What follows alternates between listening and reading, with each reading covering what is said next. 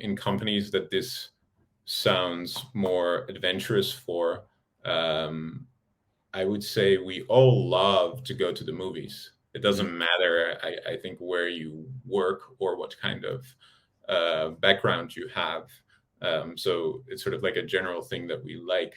And therefore, if a company that is more traditional or you have some resistance, I think you can always find someone that's your ally within the company.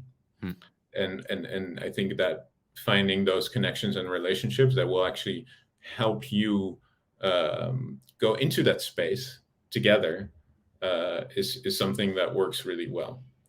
Because you can have naysayers or people that are like, oh, I don't want to do this. But eventually, if you find that the majority is into it, then you can also convince those that are maybe a little bit hesitant because it's unfamiliar, not because they don't like it.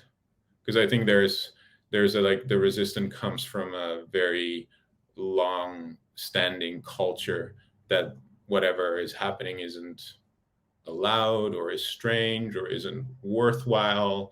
um, and and more often than not, I'm specifically with working in teams, I focus a lot on the relationship. Yeah. And often we're like, oh, but that's not efficient. Like we let's get things done, let's move through the agenda. And that's of course also true.